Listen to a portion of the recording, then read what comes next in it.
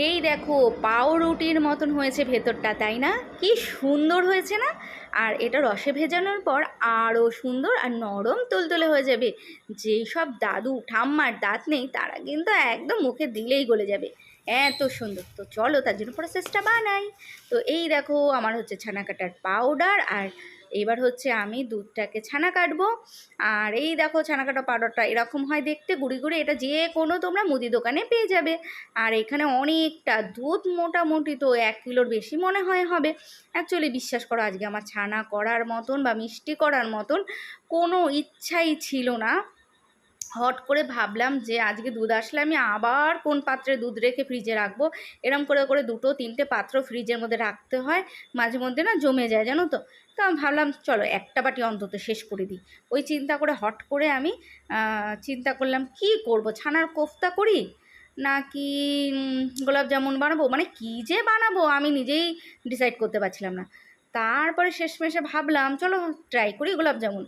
তো এই দেখো ছানাটা আমি জল ঝরাতে দিয়ে দিয়েছি, আর সুন্দর জল ঝরাও হয়ে গেছে। তারপরে আমি ধুয়েও রেখেছিলাম ছানাটা। সবই তো ইউটিউবে দেখে শেখা, নিজের আর কী কারুকার্য বলো তো, সবই আমি দেখে দেখে করি। তো এই যে এইবার দেখো সমস্ত কিছু তো রেডি করেছি, গুছিয়েছি, সব নাম বলবো তবে একটু পরে বলছি। মোটামুটি থালায় তোমাদের দেখাবো বলে সমস্ত কিছু গুছিয়ে রেখেছি। আর ওই যে পাশে উকিঝুঁকি মারছে বিলাতি আমরা, ওটা আমি খাচ্ছিলাম। সকাল টাইম তো একটু এরকম আমরা খেতে ভীষণ ভালো লাগে। আর এদিকে বললাম না যে কোনো প্ল্যান নেই, দেখো মোচা যেদিন করবো বা খোল যেদিন করবো সেদিন খাটাখাটনির শেষ নেই। সেদিনকে আর এসব করা যায় বলো তো, বিশেষ করে সেই টাইমটায়। কিন্তু ভাবলাম যে ওই যে ভাবনাটা একই, যে 2-3টে করে দুধের বাসন ফ্রিজে জমে যাচ্ছে, ওইসব চিন্তা করে ভাবলাম চলো খালি করে দিই বাসনটা। তো যাই হোক, এবার মোচা তো বানাচ্ছি, আর এইসব এত খাটনির কাজ দুটোই, বিশ্বাস করো ভীষণ খাটনি। আজকে গোলাপ যেমন বানিয়েছি 6 মাস আর বানাবো না, নামও নেবো না, খুব খাটনি হয় বাবা। আর এদিকে আমল দুধ আর ময়দা সমান সমান নিয়েছি, ঘি নিয়েছি, চিনি নিয়েছি, আর নিয়েছি হচ্ছে বড় এলাচ গুঁড়ো, ছানা আর একটু বেকিং পাউডার। এবার এগুলো সুন্দর করে মথে নেব। আর যত বেশি মথবো তত সুন্দর হবে মিষ্টিটা। সব ডায়লগ এগুলো আমার ইউটিউব থেকে শোনা আর দেখা, বিশ্বাস করো 2 দিন ধরে মানে আমি যখনই ভিডিও দেখি ছানার কোফতাকারি দেখছি, এবার ছানার কোফতাকারি দেখতে গিয়ে গোলাপ জামুন দেখছি, হ্যাঁ ছানার জিলাপি দেখছি, মানে ওই যে বললাম দুধ জমে গেলে এসব আমি কাণ্ড কারখানা করবো বলে দেখি। আর এদিকে হচ্ছে ছানাটা দেখলাম এরকম করে সুন্দর করে স্ম্যাচ করতে হয়, তাহলে নাকি স্ম্যাচ ভালো হয়। তো আমিও সমস্ত নকল করে ফেললাম, সুন্দর করে করছিলাম।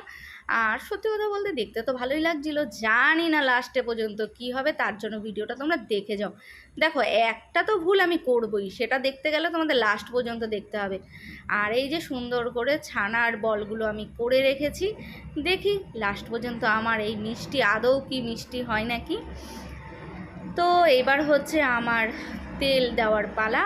এই যে প্যানে দিয়ে দিয়েছি তেল, আর জানো তো মাঝে মধ্যে আমি ভাবলাম একটু গোলের থেকে লম্বা শেপও করি, যেটা বেশি ভালো হয় দেখতে, এই আর কি। ওই চিন্তা করে কিছু লম্বা শেপও করলাম। আর একদম যখন কম ঠান্ডা তেল ছিল তখন আমি দিয়ে দিয়েছিলাম বলগুলো, আর গ্যাসটা একদম লো করে রেখেছিলাম। লো করে এবার হচ্ছে আমি এগুলো ভাজবো।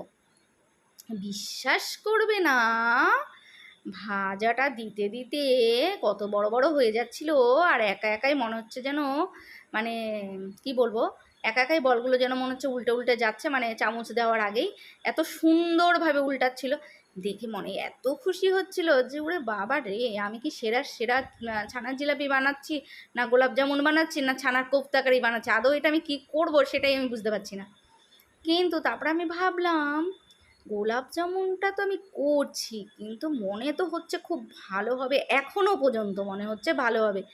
তারপর তো আমি উল্টে পাল্টে দিচ্ছি, কিন্তু কিছু কিছু একটু ফাটা ফাটা দেখতে পাচ্ছি। হ্যাঁ কিছু কিছু জায়গায়, যেমন এই যে একটা লম্বাটার মধ্যে একটু ফাটা ব্যাপারটা দেখা যাচ্ছে। জানি না শেষ পর্যন্ত আমার এই জিলাপি পুরো ফেটে পুরো তেলে মিশে যাবে না তো, সেটাও ভয় করছিল, বিশ্বাস করো। তো এইবার আমি তো উল্টে পাল্টে দিচ্ছিলাম, আর বিশ্বাস করবে না, রসে দেয়নি তার আগে মনে হচ্ছিল কি রসে ভেজানো, আর এত তুলতুলে নরম হয়েছে কি জানি কেন। পরে ভাবলাম আমার মনে হচ্ছে ছানা মাখাটা একটু নরম হয়ে গেছে, ওর জন্য মনে হয় এইসব হয়েছে। আবার ভাবলাম একটু কি ময়দা দিতে হতো, মানে ভাবনার আর আমার মধ্যে শেষ নেই। তারপরে লাস্ট পর্যন্ত এরকম টাইপের ভাজাগুলো হচ্ছিলো, কিন্তু হ্যাঁ সত্যি বিশ্বাস করো নরম তুলতুলে হচ্ছিলো। এবার আমি ভাবছি আস্তে আস্তে চিনির শিরাটা করছিলাম, আমি ভাবছি আমার কোনো ভুল হচ্ছে না তো, মানে আমি কি সব নষ্ট করে ফেলবো না তো, ওই জন্য অল্প করে শিরা, চিনি আর একটু এলাচ দিয়ে দিয়েছিলাম, মানে অল্প করে শিরা করব, যে নষ্ট হলে অল্প ক্ষতি হোক, বেশি যেন ক্ষতি না হয়। কিন্তু এইগুলো এত নরম তুলতুলে হয়েছিল, আমি ভাবছিলাম আমি শিরায় কী দেবো, তার আগেই তো মানে নরম তুলতুলে অবস্থা খারাপ। এইবার আমি দেখেছিলাম যে চিনির শিরা করলে একটু নাকি দুধ গুলে দিলে ময়লাটা কিনারে চলে আসে। বিশ্বাস করো আমার তো আসলো না, কি জানি কেন, আমার হয়তো চিনিটা প্যাকেটের চিনি তাই হয়তো আসেনি। আমি তো অনেকক্ষণ ওয়েট করেছি, নকল করলাম সেম, কিন্তু আমার কিন্তু নোংরাটা, চিনির যে নোংরাটা ওটা একদমই কর্নারে আসলো না। তো যাই হোক, কী আর করি, এবার হচ্ছে আমি এবার গোলাপ জামুনগুলো সুন্দর করে আস্তে আস্তে আমি দিয়ে দেব কড়াতে।